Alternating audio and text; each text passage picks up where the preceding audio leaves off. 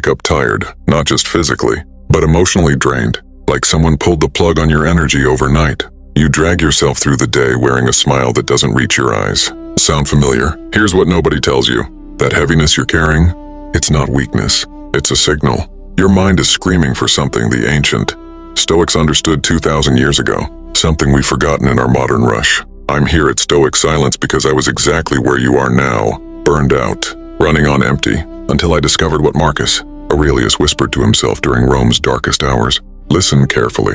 The Stoics didn't just survive emotional exhaustion, they turned it into unshakable strength. And in the next few minutes, I'm going to show you exactly how they did it. But first, if you're tired of feeling tired, if you're ready to rebuild your mental fortress, hit that like button right now and subscribe, because what I'm about to share could change everything.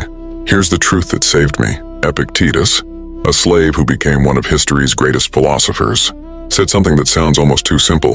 He said, "We suffer not from events themselves, but from our judgments about them." Think about that. Your exhaustion isn't coming from what's happening to you. It's coming from the story you're telling yourself about what's happening. Let me paint you a picture. Imagine carrying a backpack filled with rocks. Every worry is a rock. Every past mistake is a rock. Every fear about tomorrow, another rock. Now here's the twist. You're the one who put those rocks in there, and you're the only one who can take them out. The Stoics had a radical practice. At the end of each day, they would sit in silence and ask themselves one question. What disturbed me today? Not to dwell on it, but to examine it like a scientist examines a specimen. Marcus Aurelius, the most powerful man in the world, would write in his journal late at night, not about conquests or glory, about his struggles with difficult people, about his frustration with himself, about feeling overwhelmed. Sound like someone you know? But here's where it gets interesting. Marcus didn't just complain. He dissected each problem with surgical precision. He'd ask, is this within my control or outside my control? This simple question became his sword against emotional exhaustion. Think about your life right now. That coworker who drains your energy, outside your control. But how you respond to them, completely within your control. That deadline looming over you? The deadline itself might be fixed, but your approach to it, your attitude, your preparation, all within your control. The Stoics discovered something neuroscience now confirms. When you focus on what you can't control, your brain releases cortisol, stress hormone. It's like drinking poison and expecting the other person to get sick. But when you shift focus to what you can control, everything changes. Your breathing, your thoughts, your next action. Suddenly, that massive mountain of problems shrinks down to a few manageable hills. Let me tell you about a practice that saved my sanity. Every morning before touching my phone, I spend 3 minutes doing what Seneca called premeditatio malorum. Sounds fancy, right? It's not. It simply means visualizing what could go wrong today, not to be pessimistic, but to be prepared, to rob challenges of their power to shock you. Seneca said, "We suffer more in imagination than in reality."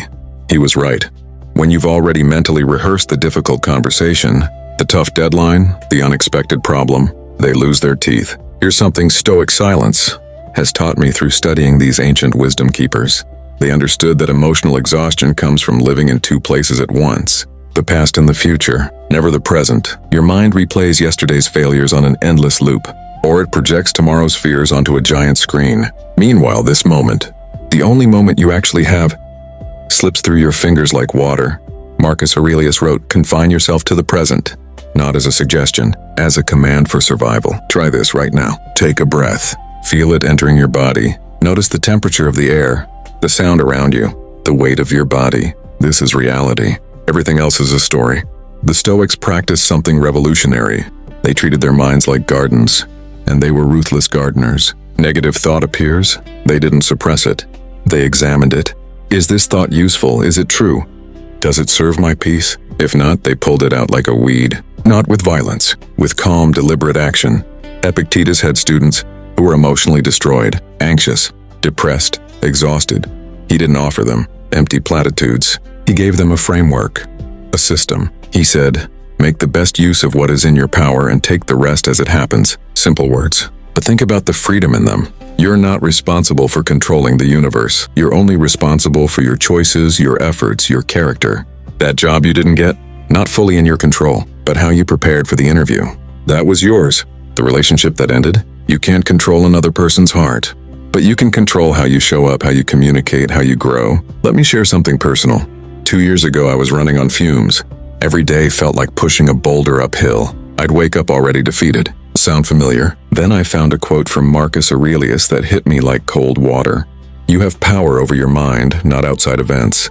Realize this and you will find strength. I started small, really small. Each night I'd write down 3 things, just 3. What went wrong today? What I learned from it? What I could control tomorrow? No fancy journal, just a notebook. The change wasn't instant, but it was real. The Stoics understood something we've forgotten. Emotional strength isn't about feeling strong all the time. It's about building systems that carry you when you feel weak. Seneca, one of the wisest Stoics, said, "It's not because things are difficult that we don't dare. It's because we don't dare that things are difficult." Read that again, slowly. Your exhaustion might be telling you to retreat, to hide, to give up. But the Stoic path is different. It asks you to lean in, not recklessly, but courageously. Here's a practice that changed everything for me. The Stoics called it negative visualization. Once a week, I imagine losing something I value. My health, my home, a relationship. Not to be morbid, but to remember that everything I have right now is borrowed time. This practice doesn't make me sad. It makes me grateful. It makes me present. It makes that annoying coworker seem less important. That traffic jam less frustrating. That perfect Instagram life less enviable. Because I remember what Marcus knew. Everything is ephemeral. Both what remembers and what is remembered. The ancient Stoics had a concept called amor fati. It means love of fate, not just acceptance, love. Everything that happens to you, good or bad, is part of your story. Fighting it is like fighting the ocean. You'll drown. But learning to swim with the current? That's wisdom. I know what you're thinking. Easy to say when you're not in my situation. Fair enough. But Marcus Aurelius was dealing with plagues. Wars, betrayal, and the weight of an empire. Epictetus was literally a slave. Seneca was exiled, alone, stripped of everything. These weren't privileged men writing from ivory towers. They were forging philosophy in the furnace of real suffering. And they discovered something beautiful. Obstacles don't block the path.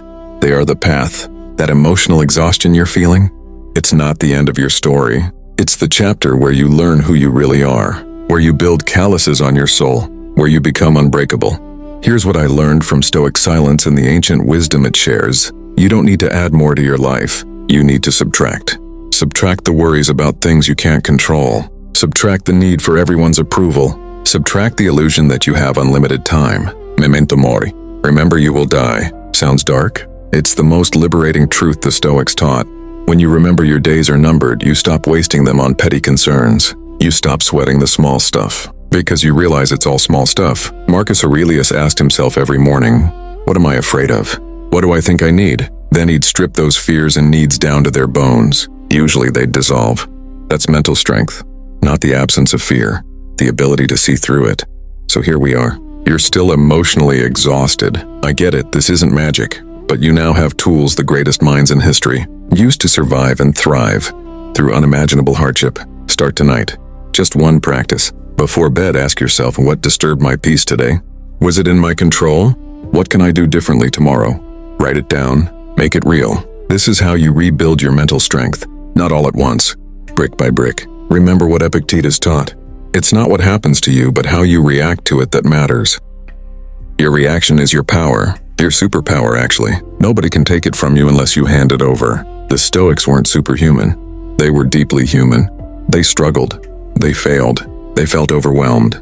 But they had a system, a philosophy, a practice that turned suffering into strength. You have that same system now, the same tools, the same wisdom. Stoic silence isn't just a channel.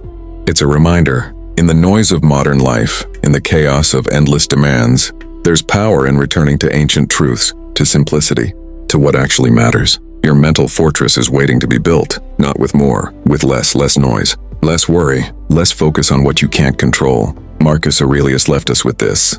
The happiness of your life depends upon the quality of your thoughts. Choose them wisely, guard them carefully, build them deliberately. If this resonated with you, drop a comment below. Tell me which Stoic truth hit you hardest. Share this with someone who needs to hear it, because wisdom grows when it's shared. You're not alone in this exhaustion, but you don't have to stay exhausted. The Stoics showed us the way out. Now it's your turn to walk it. One step, one thought, one day at a time.